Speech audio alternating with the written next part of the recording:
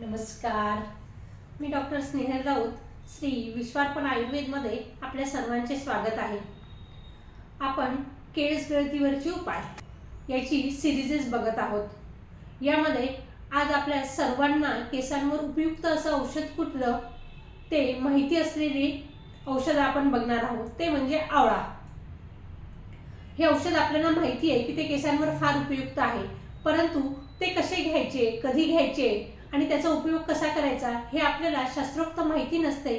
त्यामुळे आवळा याविषयीची पूर्ण माहिती आज आपण जाणून घेऊयात। या अगोदरच आवळ्याविषयी आयुर्वेदामध्ये काय सांगितलेले आहेत ते आपण बघूयात। वयस्य आमलकी वृक्षा जाती फलरसः शिवम धात्री फल श्रीफलः च तथा अमृत फल स्मृतम त्विश्वामलकमाख्यत धात्री तिष्ठ फला अमृतः। आवळा हा वयस्थापन करणारा आहे, म्हणून याला वयस्य असे म्हटलेले आहे। तसेच आवळ्याचे गुण हे अमृता समान आहे, त्यामुळे याला अमृतही म्हटलेले आहे।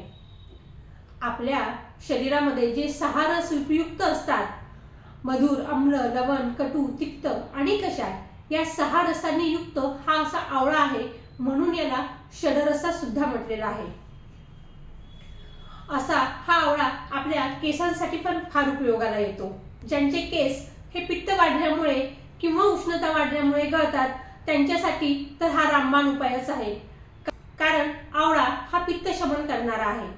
तर तुम्ही म्हणाल, डॉक्टर आपण आवळा जेव्हा खातो तेव्हा तो आंबट, तुरट असा लागतो, त्यामुळे आंबट पदार्थ तर पित्त वाढवणारे असतात, परंतु आवळ्याच्या बाबत तसं नाही आहे। कारण आवळा हा आपल्या पोटात गेल्यावर त्याचा विपाक जो आहे तो मधुर होतो आणि वीर्याने तो शीत गुणाचा असल्यामुळे तो पित्त शमन करतो।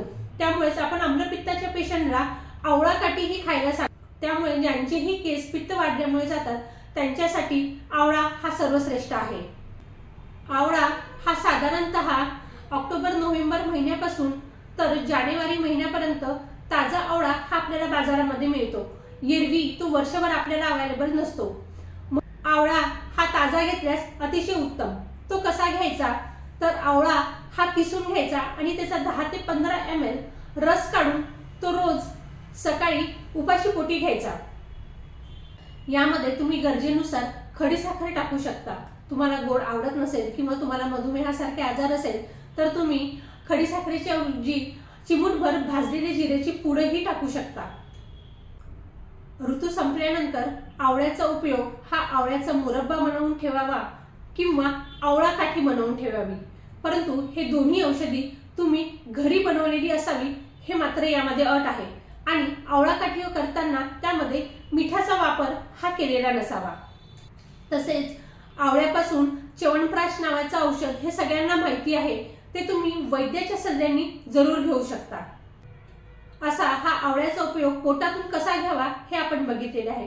यानंतर आवळ्याचा आपल्याला बाह्य प्रयोग बघायचा आहे। तुम्ही 1 लिटर आवळ्याचा रस समप्रमाणात 1 लिटर खोबऱ्याचे तेल समप्रमाणात खोबरे तेल 1 लिटर टाकून ते फक्त 1 लिटर तेल उरेपर्यंत ते गॅसवर हळूहळू आटवावे आणि ते एका काचेच्या बाटलीमध्ये भरून ते तेल ठेवावे।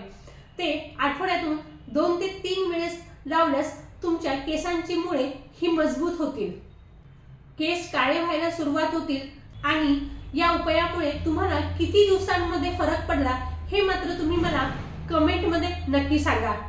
अशाच उपयुक्त माहितीसोबत आपण पुन्हा भेटूयात। धन्यवाद।